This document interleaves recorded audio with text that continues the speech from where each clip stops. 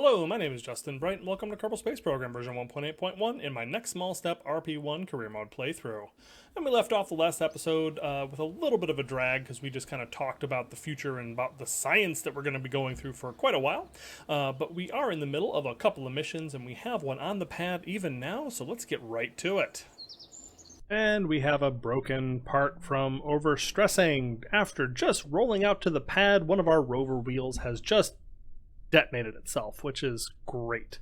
Just fantastic. So I may need to edit that in the save file once this thing is in orbit. And I'm not going to feel bad about it either, because that is incredibly silly. Anyways, we have here what I'm calling the caustic solar back. In my attempt to be cute, I have named this for where it's going to be going, which is Venus. I am going to be putting a rover on Venus based on the solar back technology that I've put together previously. And we are on our way out as soon as we can get a good conjunction with the moon.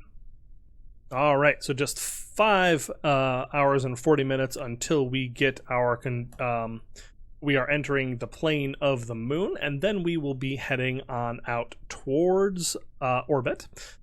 This is the Paladin 2-B, which is based loosely on a nothing, I think. I don't think this is actually based on anything. This is just a single stick F1 launcher that I'm hoping is going to work pretty well. I've found that it has a bit of a weird hard time gimbaling on the LR101 vernier motors that I have on the side here. It feels like it should have better control than it does, but you see it kind of like flops around a little bit as it guides itself around. But I found that it guides it well enough that I don't have too much trouble. But yeah, this single stick F1 idea is a pretty slick one, because it is a very powerful, very efficient engine that is also very reliable. So you can put up a relatively small payload that's pretty compatible, like comparable to a Titan 3E, but is a lot cheaper because it isn't using as much hydrolox. Well, I'm not sure. Wait, that's not true at all. This thing uses a ton of hydrolox. I'm not sure what I'm saying. But I found that it's a little bit cheaper than a comparable Titan 3 at the same weight class. Or not weight class, but at the same price range. And it's able to move payload pretty darn well. So, ooh, that's actually too fast now. I've been using, better time warp to speed things along as I've been re-entering things into like the Mars atmosphere and testing out in Venus's atmosphere. But we don't want to go quite so fast as we are on our way out of the atmosphere here on Earth. So yeah, you can see the verniers are kind of struggling to keep us rolled properly. I really don't know what the deal is, but it all seems to work out, and the F1 stage is burning along, and we still have a bunch of the Delta V left to push as we are climbing up above 40 kilometers. It is a pretty low thrust-to-weight ratio vessel. The second stage is a single J2. And then we have the 4 RL-10 third stage to push this thing onto orbit and then off towards its final destination. And we have stage burnout and activation of our J2. Everything looks good so far. So yeah, this is basically the rover that I built for Mars after I made the tweaks and fixes and changes that hopefully would make it work better in that environment, in the Venus environment, than it would on the Mars environment. It's a very different spacecraft. It's a very different rover also. The way that you build the entry capsule is incredibly different as well. Like, it doesn't have the motor, it doesn't have like a propulsive landing part. It doesn't it uses parachutes for the entire descent, and the way that it separates all of those pieces is very, very different. And we'll go over that once we actually get there. But just suffice to say that I started with the template of the Mars rover that I built, which, as a reminder, I built based on Perseverance, which landed not so long ago. And once I had that down as the template, I brought that over and then I tried that on Venus, and then it exploded immediately, and it was just terrible. So then I made tweaks and tweaks and tweaks until we had something that would actually work there. But the rover itself that we're trying to get onto the surface is essentially the same one as we would use on Mars. And there we go. We have a second stage burnout, third stage activation, and we are on our way into orbit. Just a little bit more, and then we will have 4,600 meters per second of delta V remaining to make our transfer to Venus, which is coming up any moment now.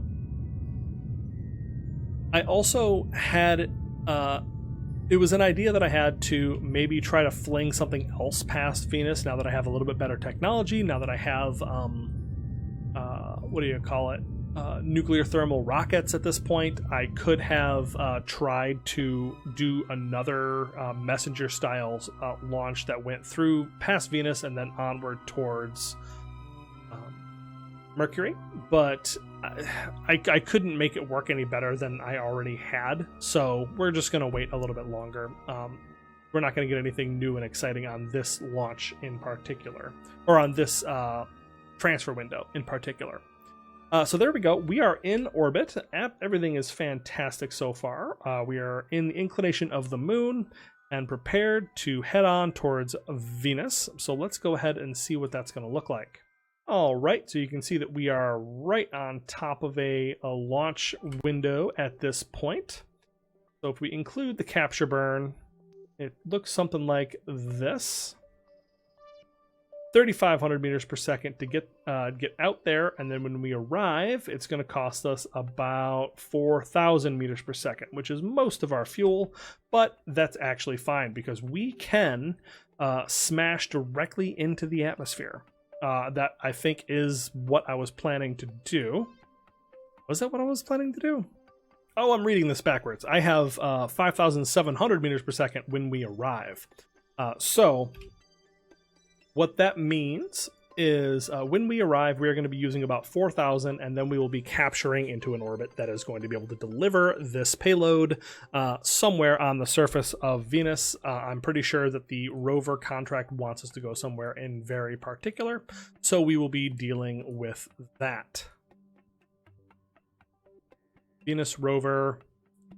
Venus landing is just land anywhere on Venus. I can do, hopefully I can do that. But we are going to be landing at Rover Site Alpha, then going to Bravo and Charlie, and I'm probably going to be doing a little bit of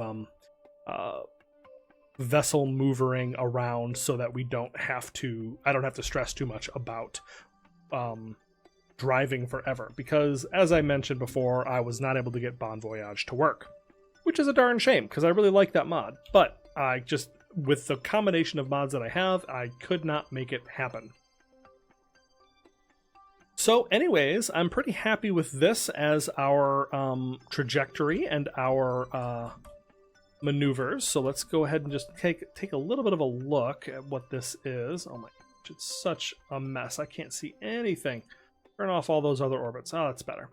Okay, so we focus target. Yep, you can see we have a nice, easy transfer over to Venus.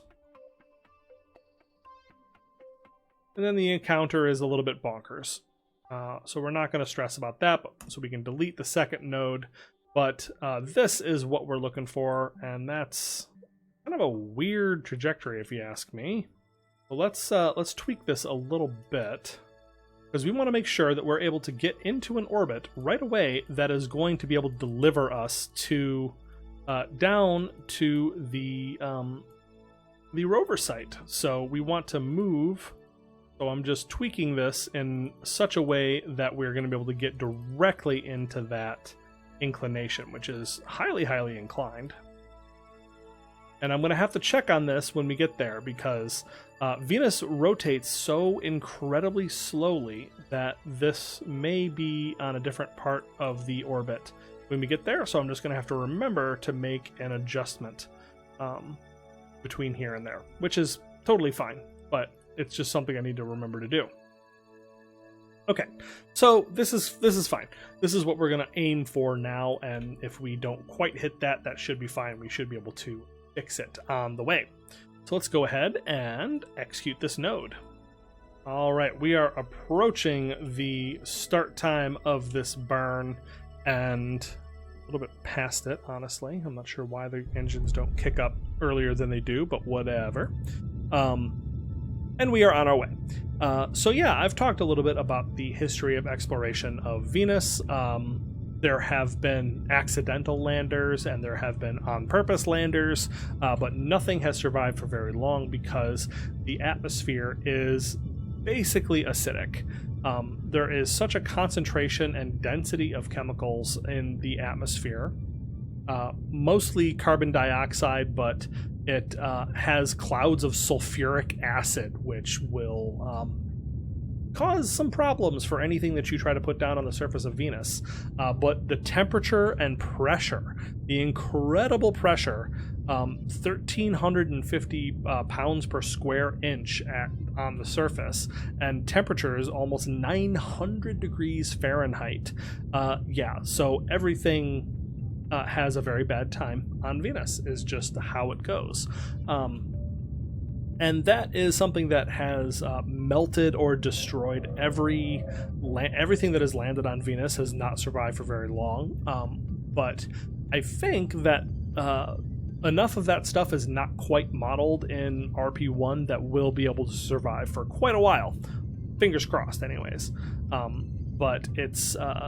they model the temperature for certain parts, and we're going to have big overheat meters on everything pretty much the entire time we're there. But if I have selected the correct parts, and I think I have, like on this, we're using Kevlar parachutes, and that is probably the most sensitive piece.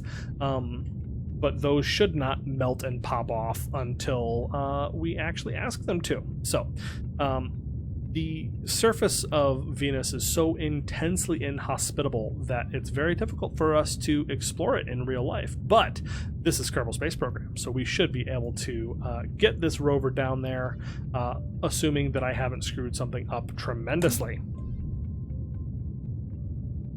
So one of the most interesting sci-fi concepts about Venus that I love is the idea of an aerostat, which is a colony or a structure that is literally floating in balloons above the surface of Venus. About 50 to 65 kilometers up in the atmosphere of Venus, the temperature and pressure is almost Earth-like. It's pretty darn close. And apparently, the temperature and pressure makes it so that the type of gas mix that we would use to breathe, so nitrogen and oxygen, is a lifting gas, which in that gaseous composition of Venus. So what that means is, in the same way that helium floats above the general composition of the gases on Earth, just like the outdoor gas composition, nitrogen and oxygen mix would float on top of what is the dense sulfuric acid and carbon dioxide of Venus. And that means that we could fill balloons with breathable atmosphere and float above the surface of Venus in semi-permanent colonies. And I think that is the absolute coolest thing. Just having airships 60 kilometers above the surface of a planet and living up there on flying balloons. It's unbelievably cool. I'm not going to be able to do anything like that in this game. Obviously, there's no we just went through the tech tree, and there's nothing like that for us to be able to do. However, we should be able to explore a little bit, which I think will be super duper cool. And looks like we still have our capture, but we have, of course, lost it a little bit. And it looks like we are making great progress on bringing that back down just using my RCS. All right, so that brought us pretty close, but not close enough. So we're going to focus vessel. And in about 3 minutes, we are going to make a little bit of a change And so we have just a small correction that we're going to do here inside the sphere of influence of Earth before we move on and detach this this stage. Corrections like this are all completely expected and normal. But we are hurtling along at 11,000 meters per second. But we will just move forward just a little bit, and then I can detach and show you the actual cruise stage.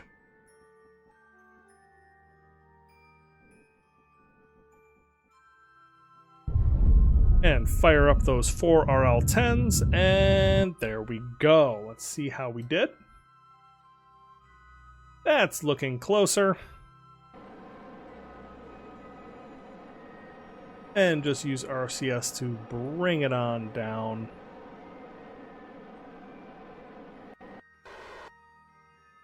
And that inclination is what I'm looking for at this point. So, like I said, I have no idea if this is going to be just wildly off when I get there. So once I am out of the sphere of influence of Earth, we are going to set ourselves a reminder to go make an adjustment to that. All right, so I actually decided to go and make those changes now. So before we've even decoupled this, I have gone in and relaunched it and fixed up the wheels purely by just launching it and then hyper editing it into the same orbit that the one we previously launched is on. So you can see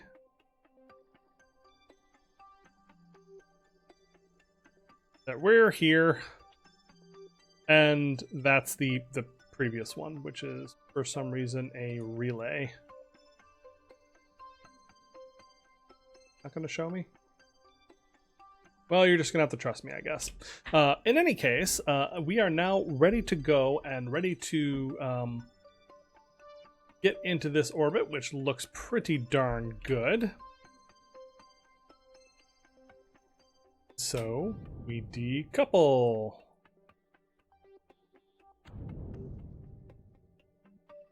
There we go. Activate these avionics, and you can see we are slowly separating from the spacecraft, and our orbit remains in good shape, which is lovely. As we get out away from there, we're going to extend our solar panels. Then reach in here and extend this antenna. Hadoop. There we go. That's it. That's us.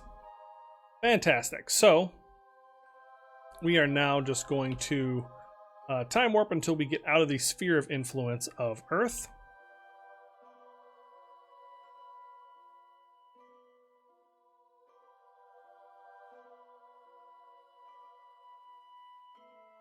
And there we go. Oh, I should probably... Oh, I think that must be the probe itself.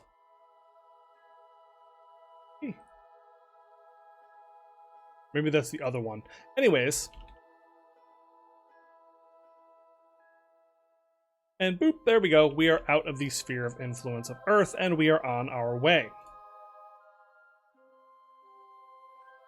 Our orbit looks fantastic, so let's go ahead and make a...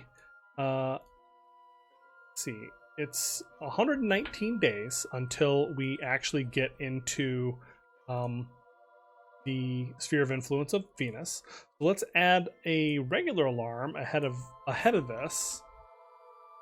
Check landing position, and it's going to attach to the caustic solar back, so it'll let us know that that's what it's for.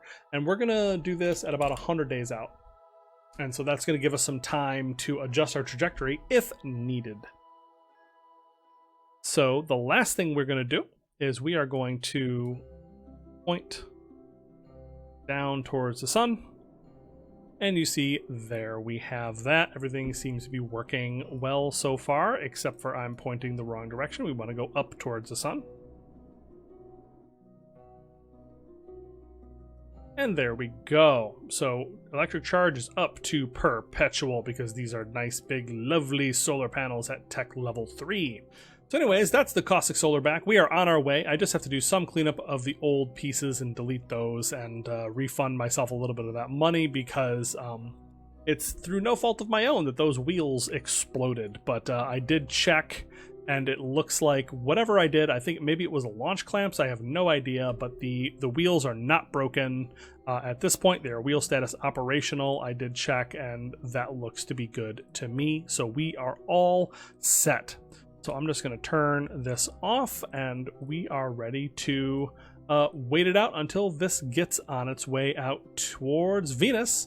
I'm super excited about this one. Let's just make sure that if there's any science to be done, we should do it, like this mass spectrometry, for example. We can definitely get that finished. Same with, can't do the orbital perturbation. That's a shame. But yeah, so we can get the mass spectrometry on its way because we are launching the latest and greatest technology once again. So yeah, there we go. Another successful mission so far. Yeah, and we're going to put a rover on Venus.